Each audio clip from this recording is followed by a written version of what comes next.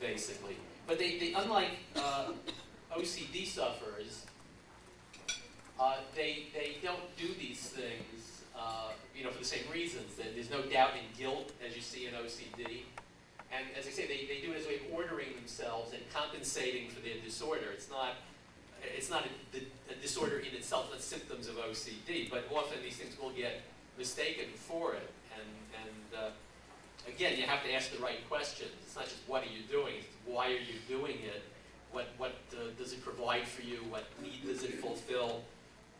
What happens if you don't do it? How do you feel? How do you feel physically? All these things these are all questions that have to be asked. But when people have problems with memory and with organization, these are not untypical things. In OCD, people are not having memory problems, but they are having severe doubt problems, and that's why you will see similar activities. But again, these should not be mistaken for each other. Again, you can have both, and you have to differentiate. Again, you may have someone with ADD and OCD, and I see a fair number of people who have both. And you have to ask, why are you making those lists, or why are you arranging all your personal possessions on top of your dresser when you take them out of your pocket? Now, in one case, the person says, well, I don't know, I always get the feeling that I've lost them, and I look all over for them. Whereas in ADD, a person will say something more like, if I don't put them down in the same place every time, I lose them a lot. Some people with ADD lose things a lot and leave things other places where they shouldn't. I had one patient who almost every week used to leave at least one or two things either in my waiting room or my office. I always had a spot where I would put them aside for him when he could find them when he came in the next week. But in OCD, again, people don't actually lose things the way people with ADD do. They just worry that they're going to. Again, it's all about doubt, pathological doubt and uncertainty. So, okay, having talked about misdiagnoses, let's talk about the second thing. This is sort of my biggest single topic. The rest are going to be a little smaller, but it's not quite as extensive. Okay, how mood disorders interfere with the treatment of OCD. Well, I think that, I've always stated that you must never underestimate the power of depression. When depression is present, symptoms can sometimes be so serious that a person can't even begin to engage in treatment because the depression is so bad. And when dealing with mood disorders, it's important to discriminate between three different things. One is what we call reactive depression, which a lot of people with OCD have just because of the experience of living with OCD. Then there are what we call an endogenous or biochemical depression that's more likely to be genetic and may even run through a person's family along with OC disorders. And then thirdly, we have bipolar disorder. So these are three types of mood disorders that you always want to look for and screen for and make sure, because again, this can be one of those, as they call them, potholes on the road to recovery. Now they all look very similar and maybe a little difficult to tell apart at first, and they're not all treated the same. Sometimes you can tell if a person is suffering from just a depression that's reactive to having OCD, because as their symptoms tend to get better, the depression gets better. However, with some of the other depressions, sometimes you can't even tell at first, to be honest with you, because some people OCD is so severe that you would accept that they were extremely depressed because of it. But I'll typically see a person succeeding in behavior therapy and the symptoms are getting better, and then they come in and they look just, now they're a lot better with OCD. They're just as depressed as they ever were, and they're still not functioning. And that's when you say, well, okay, I think we're looking at something else here. There's another kind of depression we're dealing with. And then you might have to make different kinds of referrals for treatment. Now, these disorders can hamper an OCD sufferer's attempts to get well for the following reasons. As you see here, one is crushing fatigue.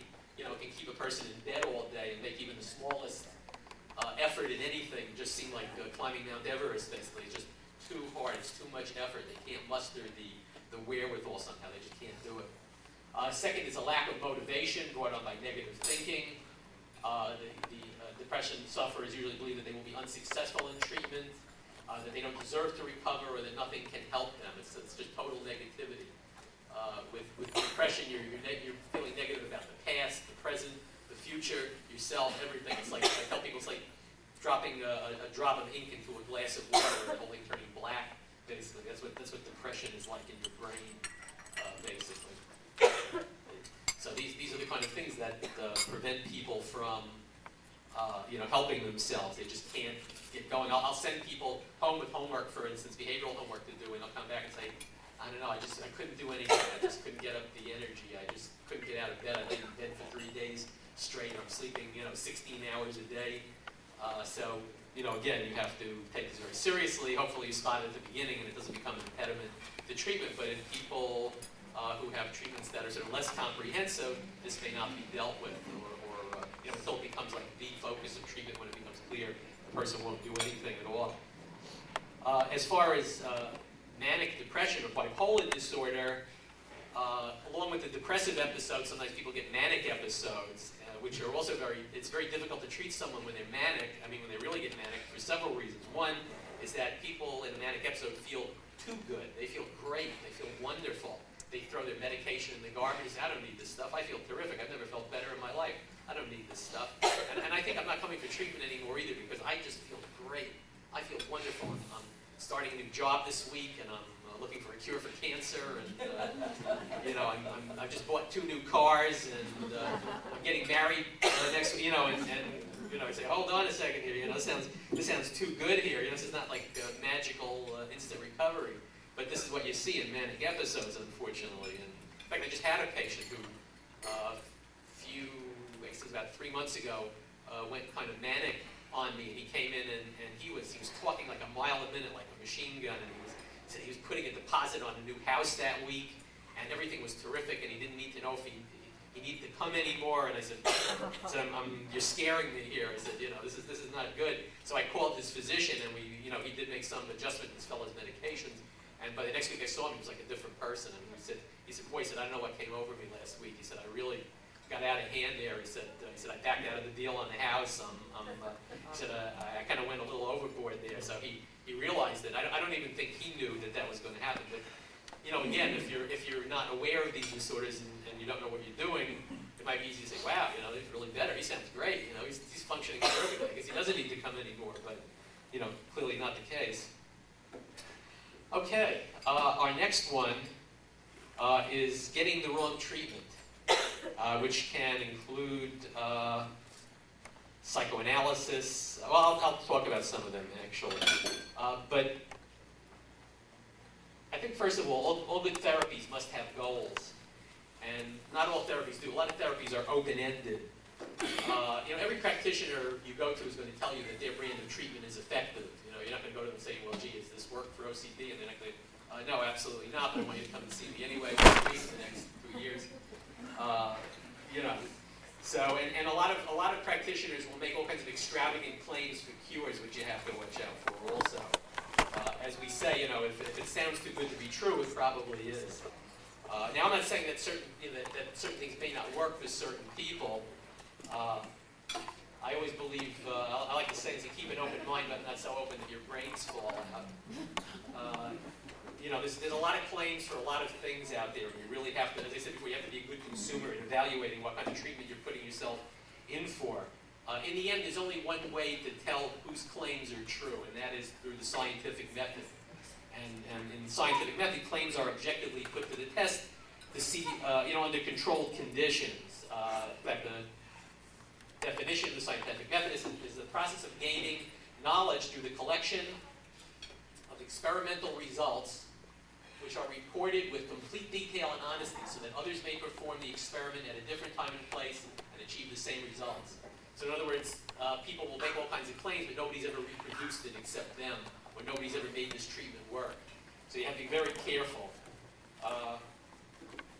But you have to really, this comes up all the time. I treat trichotillomania also, which is sort of a distant cousin to OCD, where people repetitively pull out their hair. And there's also, we've been talking, actually, some of the people on the Science Advisory Board have come across several websites promising like these miracle cures and books, which if you just read them, you're going to be magically well. And they sell all these electric devices and weird things, and it's really scary to think that people are actually spending their money on these things. And there's absolutely no scientific basis to these things at all. Now, in the case of OCD, the only treatments that have scientifically demonstrated the ability to improve OCD are cognitive behavioral therapy and antidepressant therapy. Okay? Those are the state of the art. This is what scientific evidence tells us. Years ago, psychology did not tend to be terribly scientific. It was just, kind of what Sigmund Freud and other practitioners said it was. How did they know? Well, they just knew. It made sense to them, and they would build these elaborate constructs and cases for why they were correct and true, but when they started to research these things, they found that these things were not necessarily so, and they couldn't stand the test of science, basically. Frequently, my advice is stick to the research. Maybe research will prove at some future time that there are better treatments, so there are other ways of dealing with this. But for right now, stick with what science tells you. I practice, and many other psychologists practice what's called evidence-based treatment, which means treatment for which we have evidence of its efficacy, that it works, that it does something, that it's better than nothing, that it's better than placebos, essentially.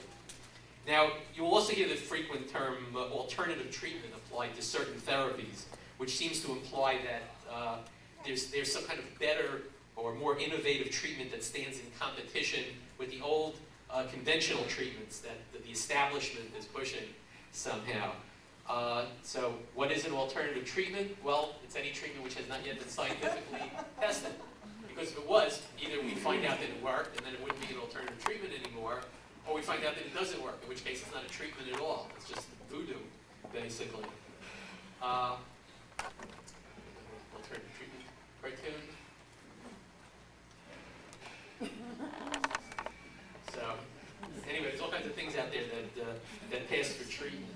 Now, does this mean, that nobody's ever been helped by one of these, unrecognized or little-known or unresearched treatments? Not at all. In fact, I have a saying that goes, everything works for somebody, but nothing works for everybody, So, but keep in mind that just because you hear that someone was improved by one of these treatments doesn't mean that it will work for you. Sometimes it might work a very tiny number of people, of which you may not be one. Just because you hear that someone did well, again, it could just be, a testimonial. There's many reasons for testimonials. Sometimes people will just make up and invent testimonials and just post them on their websites or put them in their books. And there's no way to verify whether it's a real testimonial or not. Or they may come from a handful of people who really believe they were helped out. As we say, never rule out placebo effect. So sometimes a person will improve just because they think they're doing something that is supposed to work for them, and they're okay with that. That it may just help them to summon up the motivation or the belief that they can do it, and then they just do what they had to do in the first place. Here's a little placebo cartoon. I don't know if you can see it says placebo versus maximum strength placebo. But I have seen cases where people invested a lot of time and money in treatments that haven't worked. And I've been in this business a long time now, since going back to 1982. And I can think of immediately two things that I saw over the years that came and went. One was, back in the 1980s, there was a fellow who, at NYU actually, NYU Medical Center, who was saying that OCD was a result of inner ear problems. And this was back in the early 80s, and he was charging people like $500 a consult for about an hour to tell them this, essentially. And, this was 20 years ago, and $500 was even more for a consult than it is now. 500 would seem a lot now. Back then, it seemed even more. And this guy was making money hand over fist, and he really had people convinced. Another fellow I ran, of course, was telling people it was a result of allergies. And I remember one family that I was involved with who he told them that they had just saved up for years to buy wall-to-wall carpeting for their home, and he told them that it had to go because it was what was part of causing their family members' OCD. So they ripped up their brand new carpet and threw it out at the curb. And well, of course, didn't turn out to be true. But these are the kind of sad stories that you hear. This is what happens when people get taken in by charlatans or people who are making unsubstantiated claims for treatment. So this can be a great pothole on somebody's road to recovery, is falling in with one of these fakes or quacks, basically. So you have to be very careful. Again, stay with the scientific research. It may have its limits, but at least what it tells us is we know to be true anyway, and has proven itself. Now let's talk about some of the other sort of like commonly used treatments. Forget some of the really flaky, other treatments. These are commonly used treatments not scientifically shown to be effective in treating OCD. One, of course, is psychoanalysis. Started by Sigmund Freud. I don't know if there are any psychoanalysts in the audience here, but my apologies. I'm rapidly anti-psychoanalytic. Never believed in it. Even back when I was in school, and I was more impressionable then. I didn't believe it then, and I don't believe it now.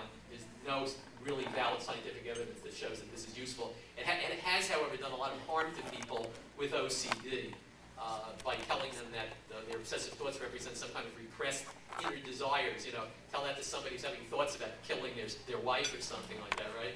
That this is your repressed inner desire. You really want to send somebody around the bend, tell them that their obsession, you know, is a real inner thought that is truly theirs. That'll do it every time. Freud actually did very poorly in treating OCD, and he would blame it on the patients, basically. That's what a lot of what he came up with, his theories about resistance had to do with some of his experiences with OCD, that the patient was resisting treatment. The patient didn't want to get better, didn't want to give up his symptoms. Never mind that he didn't know what he was doing, but you know, that's how he characterized it. Blame the patient.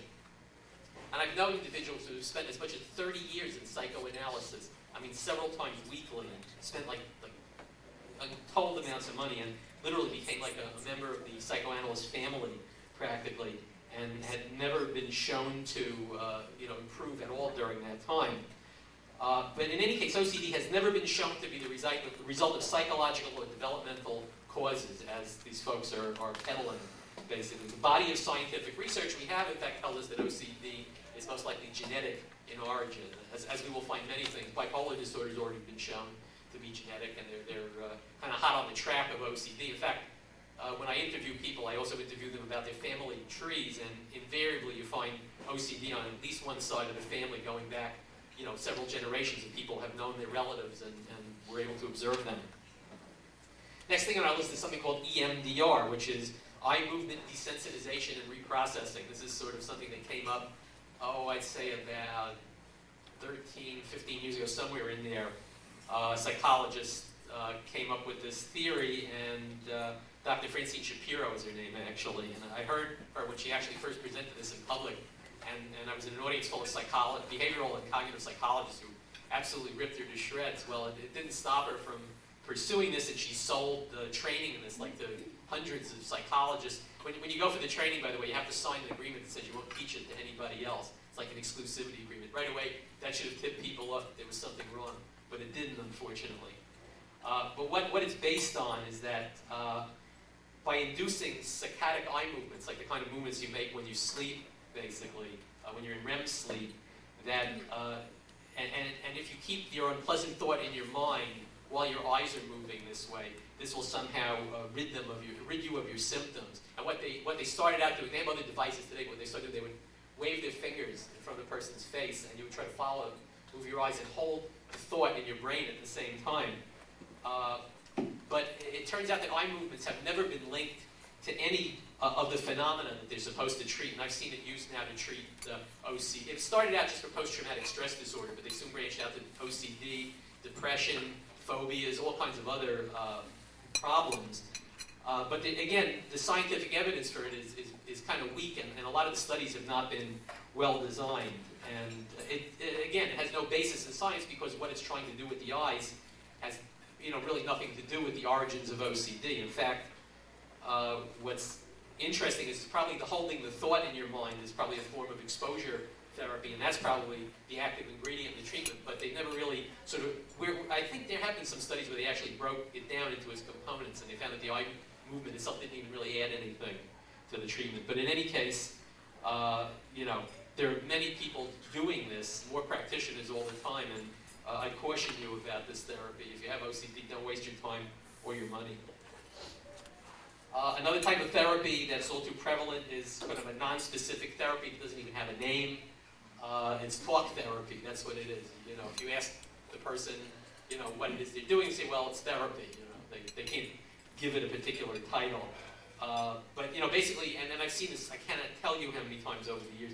People come in, they tell the therapist what they did all week, what went on in their lives, about how they were feeling anxious or what thoughts they had, and then the therapist usually gives them some mild advice and some reassurance and sends them on their way. And in OC patients, this can be very bad because they can become addicted to needing reassurance on the part of the therapist who, when they go to see them every week, says, oh, it's okay, you know, you're not going to kill anybody, or you don't have that dreaded disease that you thought you had, or, you know, et cetera, and then they feel okay until about, you know, 10 minutes after they leave the office and say, oh, gee, I forgot to tell them about this thought or that symptom.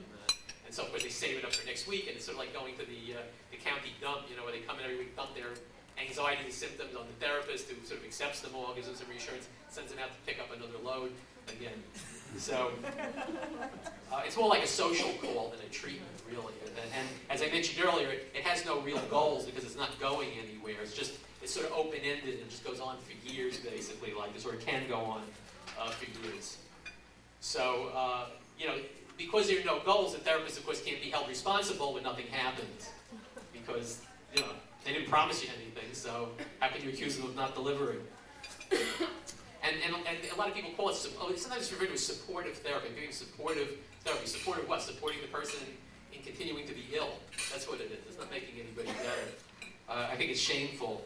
But there are a lot of people who do this. And there are a lot of people who aren't even licensed to do this. If any one of you want to be a therapist, you can hang out a shingle and that's a psychotherapist on it. In most states, in fact, almost anywhere, it's not even a regulated title. I mean, in New York, where I practice, anybody can be a psychotherapist. Your garage mechanic can be a psychotherapist. It's not regulated. There's no qualification. If you call yourself a psychologist, you'll go to jail. But if you call yourself a psychotherapist and start treating people, nothing happens, and you can't even be sued basically because you're not regulated by anybody. There's no standard they can hold you to for having violated. It's really shameful. A lot of these types of therapies where they set up these dependent relationships usually only ends when the therapist retires or dies, basically. And I've gotten a number of people who went out looking for the therapies when the therapist died or moved out west or down south or something. So in any case, if you have been in this kind of treatment, it's no surprise that you didn't get any better. A word about hypnosis, which I have on my list. The American Society for Clinical Hypnosis, which is like the governing body for clinical hypnotists in the United States, recommends hypnosis for one problem and one problem only, and that is chronic pain, because it has been clinically shown to help relieve chronic pain. But anybody who makes claims that this can help OCD or any other problems is working strictly outside of what the evidence tells us. So again, I've had plenty of people say, oh gee, you think if I went for hypnosis it would help me? It sounds very alluring in a way, but again, science does not support that this helps OCD, and, will you find somebody who says that they were really helped by this? You might. I find people occasionally, and you know what? I can't argue with them. I say, you're right, great, God bless, wonderful for you. But you can't, that doesn't mean it's going to work for the next guy, basically. If it works for 5 people out of, 10,000, is it worth, everybody pursuing it? I don't think so. Relaxation training on my list there. Again, I can't tell you how many people have been sent home with relaxation tapes when they come in anxious about their OCD. People with OCD don't tend to relax very well. They're a pretty tense bunch, as I'm sure I don't have to tell you. And also, people start becoming obsessive about whether they're relaxing enough or not, and become compulsive about doing their relaxation exercises. Say, gee, maybe I only think I'm relaxed. Maybe I'm not as relaxed as the doctor wants me to be, or maybe if I can't relax perfectly, I won't get better. So it can become actually another type of symptom, basically, is what happens with relaxation. And also, it's very hard when you have OCD to sort of rid your mind of all thoughts and clear it out and relax or meditate, because again, it's like a hyperactivity of certain areas of the brain that just run on and don't seem to shut down, except for occasionally. Last thing on my list here is nutritional treatment. I've had quite a number of people been to nutritionists and all, and again, I see the most incredible things. Mostly these guys don't do any harm.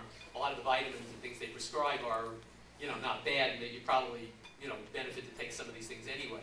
But what's bad is that they make all these extravagant promises that this is going to help your OCD. These herbs I'm giving you, these nutrients, or mega doses of vitamins. I'm a big believer in vitamins. I take vitamins. My son takes vitamins. My wife takes vitamins.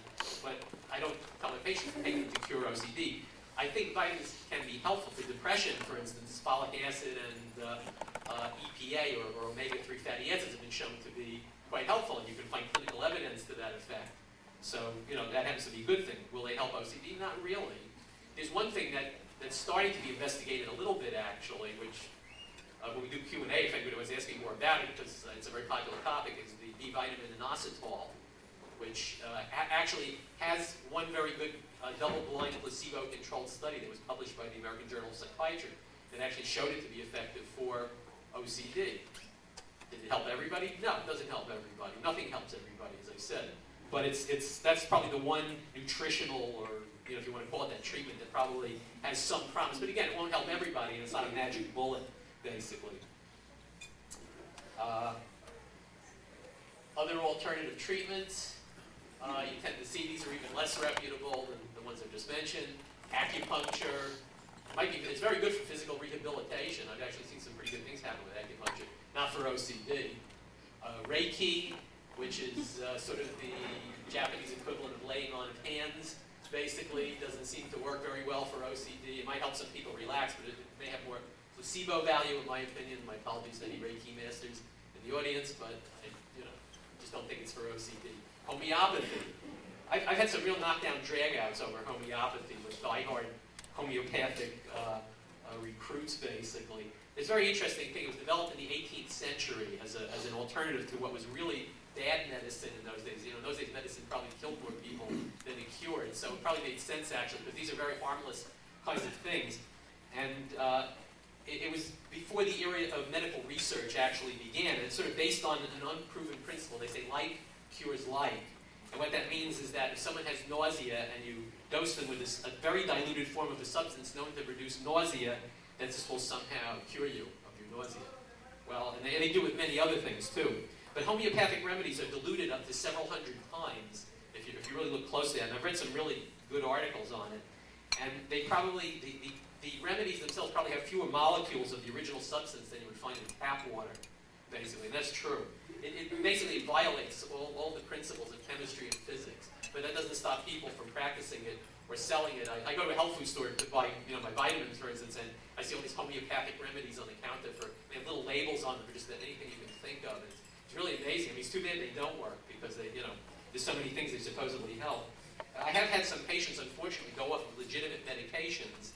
And, medications aren't always fun to take. They have side effects, and they don't always work perfectly, or they take time to work. And they went off their regular meds to try homeopathic remedies, and I would say in every case I've ever seen, people only got worse, where they were originally getting benefit from the medication. They actually got worse for getting off of the mainstream medication going into homeopathic remedies. So, again, don't believe in special diets. Again, I harken back to what I was saying about nutritional treatments. There are no special diets for OCD. The only recommendation I usually tell my patients is stay away from caffeine if you're an anxious person, because it will probably make you more tense and anxious, but that's about it, basically. Allergy treatments, I already told you about that allergy quack. OCD is not an allergy, it's not part of an allergic reaction to anything, so don't get taken in by that, it's nonsense. And finally, St. John's wort. Now, there may actually be something to St. John's wort. However, there's a couple of big problems with there was actually a small uncontrolled study that was sponsored by the OC Foundation quite a number of years ago that seemed to show some positive results. But the problem with St. John's wort is nobody regulates it. You go to your health food store and buy a bunch of St. John's wort tablets, for instance. There's absolutely no guarantee that there's actually any active ingredients of St. John's wort in that tablet, because unlike prescription drugs, nobody regulates the content to a purity. And very often when they buy samples of these things, and I think they did do that actually, they found that many of them either had little or just such small amounts of the supposed active ingredient that you weren't even getting what you were paying for. So, if you were in a study where they're using like lab grade stuff that's been, checked by chemists and all which you won't typically find in the stores, it might be another story. Because St. John's wort does seem to have active ingredients that may work a bit of the way an SSRI does, but I think you're better off sticking with an SSRI because, we know what's in it, we know how much it contains, we can regulate the dosage. Even in St. John's wort, even if you're buying the same brand, what you're getting from bottle to bottle may not even be the same. So, basically, I would stay away from these things. Stick with the science, as I said. Okay, next on our list is comprehensive treatment for OCD. And what do I mean by comprehensive treatment? That you're getting these three things. One, you're getting cognitive behavioral therapy, which is kind of the gold standard for OCD. Medication, if you need it, and again, not everybody needs medication. Don't go out of here saying, oh, Dr. Penzel says everybody has to be on medication. You don't. But, from moderate to severe OCD, I would say that medication is quite helpful and can really make a difference. And finally, what I call life balancing, which means that your life is essentially, you don't have too much or too little of anything in your life in terms of your diet, exercise, getting work, social contacts, sleep, all the things that, health is living in a state of balance, basically. I'm sure the Dalai Lama would probably endorse that idea too. And by balancing your life, in other words, getting recovered is not just a matter of getting rid of symptoms. I've seen people actually get over their OCD symptoms and still live the same limited, unwell kinds of lives that they were living when they had all their symptoms. And so getting well means, you know, changing many aspects of your life, and that means just sort of rebalancing the thing. As far as medication goes, just getting back to that for a second, you know, I think there are some people who see medication, you know, I think the opposite view, you know, whereas you have people who totally are against medication, almost like a religion,